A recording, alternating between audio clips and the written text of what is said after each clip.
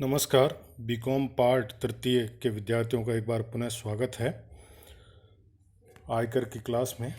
प्रिय विद्यार्थियों, आज हम हिंदू अविभाजित परिवार की निवास स्थिति का निर्धारण किस प्रकार होता है इस संबंध में इसके बारे में अध्ययन करेंगे। एक हिंदू अविभाजित परिवार की निवास स्थिति का निर्धारण करने के संबंध में धारा 6 के प्रावधान जो थे वो बदल दिए गए हैं। एक हिंदू अविभाजित परिवार की निवास स्थिति के संबंध में व्यष्टि करदाता के अनुसार ही 3 परिस्थितियां जैसे निवासी, असाधारण निवासी और अनिवासी हो सकती है। हिंदू अविभाजित परिवार के लिए निवास के संबंधित शर्तें जो हैं उनको 2 भागों में बांटा जा सकता है। नंबर 1, आधारभूत शर्तें। हिंदू अविभाजित परिवार के कार्यों का प्रबंध और नियंत्रण पूर्ण रूप से भारत में स्थित हो। पहली जो आधारभूत शर्त है वह यह है कि हिंदू अविभाजित परिवार के कार्यों का प्रबंध और नियंत्रण यानी control and management of its affairs पूर्ण रूप से भारत में स्थित हो। दूसरी जो आधारभूत शर्त है कि हिंदू अविभाजित परिवार के कार्यों का प्रबंध और नियंत्रण आंशिक रूप से भारत में स्थित हो। ये 2 आधारभूत शर्तें हैं। दूसरा, अतिरिक्त शर्तें, एडिशनल्स कंडीशंस। इसमें पहली अतिरिक्त शर्त है कि हिंदू अविभाजित परिवार का कर्ता गत वर्ष के तुरंत पूर्व के 10 वर्षों में से कम 2 वर्षों में भारत का निवासी रहा हो। और दूसरी जो अतिरिक्त शर्त है वो ये इस प्रकार है कि हिंदू अविभाजित परिवार का कर्ता गत वर्ष से तुरंत पूर्व के 7 वर्षों में 730 या इससे अधिक दिन भारत में रहा हो। तो ये जो शर्तें हैं, 2 आधारभूत शर्तें और 2 अतिरिक्त शर्तें, इनके आधार पर एक हिंदू अविभाजित परिवार की स्थिति का निर्धारण किया जाता है। एक बात और ध्यान रखें कि व्यष्टि और हिंदू अविभाजित परिवार की निवास स्थिति में ही 3 कंडीशंस जो हो सकती है वो हो सकती है कि वह साधारण निवासी यानी निवासी करदाता, असाधारण निवासी नॉट ऑर्डिनरी रेजिडेंट्स और अनिवासी यानी नॉन रेजिडेंट्स। अनिवासी करदाता जो है हिंदू अविभाजित परिवार और व्यष्टि हो सकते हैं। तो हिंदू अविभाजित परिवार में साधारण निवासी कौन होगा कि यदि कोई हिंदू अविभाजित परिवार उपयुक्त वर्णित आधारभूत शर्तों में से कम एक शर्त पूरी करे, साथ ही दोनों अतिरिक्त शर्तें भी पूरी करे, तो वह करदाता संबंधित गत वर्ष के लिए भारत में आयकर हेतु निवासी यानी रेजिडेंट माना जाएगा। स्पष्ट है कि 2 आधारभूत शर्तें हैं उनमें से कम एक शर्त पूरी करे। 2 आधारभूत शर्तें कि पहला, हिंदू अविभाजित परिवार के कार्यों का प्रबंध और नियंत्रण पूर्ण रूप से भारत में हो, अथवा दूसरी जो अतिरिक्त आधारभूत शर्त है कि हिंदू अविभाजित परिवार के कार्यों का प्रबंध और नियंत्रण आंशिक रूप से भारत में स्थित हो। आंशिक रूप से भारत में स्थित हो। तो ये 2 आधारभूत शर्तों में से एक शर्त कम से कम एक शर्त की पूर्ति करे। और जो 2 अतिरिक्त शर्तें हैं, अतिरिक्त शर्तों में कि हिंदू अविभाजित परिवार का कर्ता गत वर्ष से तुरंत पूर्व के 10 वर्षों में कम से कम 2 वर्षों में भारत का निवासी रहा हो। और दूसरी अतिरिक्त शर्त है कि हिंदू अविभाजित परिवार का कर्ता गत वर्ष से तुरंत पूर्व के 7 वर्षों में 730 दिन या इससे अधिक दिन भारत में रहा हो। तो जो भी करदाता उपयुक्त आधारभूत शर्तों में से एक शर्त कोई सी भी और जो अतिरिक्त दोनों शर्तें हैं वो दोनों शर्तें पूर्ति करे, उसे हम भारत में निवासी हिंदू अविभाजित परिवार करदाता कहेंगे। यानी वह निवासी करदाता माना जाएगा। दूसरा, असाधारण निवासी, not ordinary resident in India. यदि कोई हिंदू अविभाजित परिवार उपर्युक्त वर्णित आधारभूत शर्तों में से कम एक शर्त पूरी करे तथा अतिरिक्त शर्तों में से कोई एक अथवा एक भी शर्त पूरी नहीं करे, स्पष्ट है, यानी अतिरिक्त शर्तों में से कोई भी एक या अधिक की पूर्ति नहीं करे तो वह संबंधित गत वर्ष के लिए भारत में आयकर हेतु असाधारण निवासी समझा जाएगा। क्लियर करें, स्पष्ट है कि जो आधारभूत शर्त हैं उसमें से कम एक शर्त पूरी करे, लेकिन जो अतिरिक्त शर्तें हैं उसमें से कोई एक अथवा दोनों की पूर्ति नहीं करे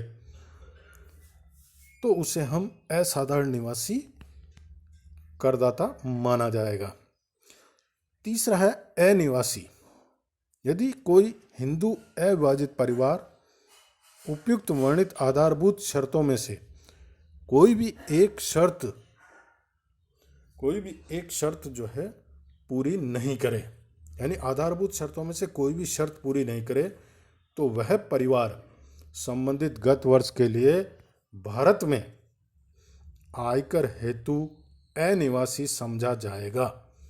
इस स्थिति में यह महत्वहीन हो जाएगा कि वह अतिरिक्त शर्तें पूरी कर रहा है अथवा नहीं, यानी स्पष्ट है, जिसने आधारभूत शर्तों में से कोई सी भी शर्त अगर पूर्ति नहीं करता है तो वह परिवार संबंधित गत वर्ष के लिए अनिवासी करदाता माना जाएगा। उसके लिए यह आवश्यक नहीं है कि वह अतिरिक्त शर्तों में से किसी भी एक की अथवा दोनों की पूर्ति करे या नहीं करे, स्पष्ट है। तो यानी एक साधारण निवासी हिंदू अविभाजित परिवार, असाधारण निवासी हिंदू अविभाजित परिवार और अनिवासी हिंदू अविभाजित परिवार का निर्धारण किस प्रकार से होगा, उसकी निवास स्थिति का निर्धारण आपसे ये जो नियम हैं इनके अनुसार माना जाएगा।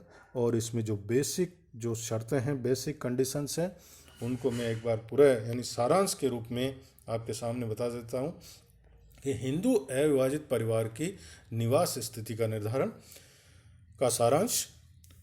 आधारभूत शर्तें कि हिंदू अविभाजित परिवार के कार्यों का प्रबंध और नियंत्रण पूर्ण रूप से भारत में स्थित हो, पहली आधारभूत शर्त।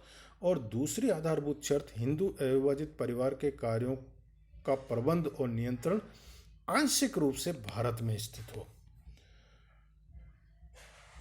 प्रबंध और नियंत्रण जहां पर महत्वपूर्ण निर्णय लिए जाते हैं, जहां पर परिवार के से संबंधित जो कार्य हैं, महत्वपूर्ण कार्य जो है वो किए जाते हैं, वहाँ उस परिवार का प्रबंध और नियंत्रण उसी स्थान से होता है, वह अगर भारत में स्थित हो पूर्ण रूप से और दूसरा आंशिक रूप से स्थित हो। तो ये आधारभूत शर्तें। अतिरिक्त शर्तें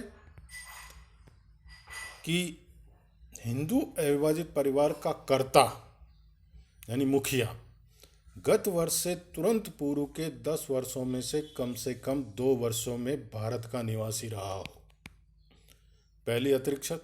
और दूसरी अतिरिक्त शर्त, हिंदू अविभाजित परिवार का कर्ता गत वर्ष से तुरंत पूर्व के 7 वर्षों में 730 या अधिक दिन भारत में रहा हो।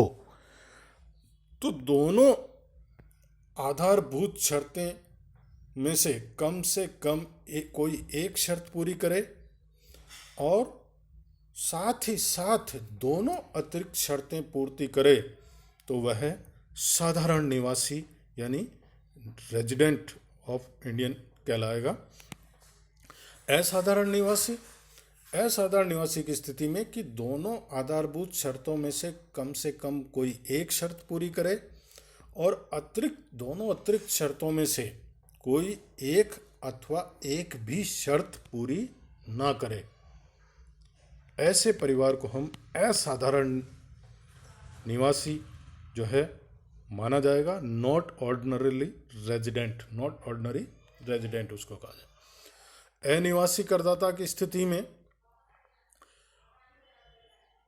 दोनों आधारभूत शर्तों में से कोई भी शर्त पूरी न करे, यानी जो आधारभूत शर्तें हैं दो हमारी, उसमें से कोई भी अगर शर्त पूर्ति नहीं करता है, एक भी शर्त की पूर्ति नहीं करता, भले ही वह अतिरिक्त शर्तें पूरी करे या न करे, उसका कोई महत्व नहीं है।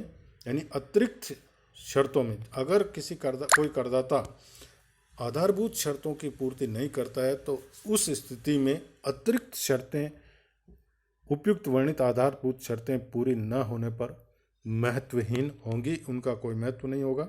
तो जो दोनों आधारभूत शर्तों में से कोई भी पूर्ति नहीं करता, भले ही वह अतिरिक्त शर्तों की पूर्ति करे या नहीं करे, वह अनिवासी करदाता माना जाएगा।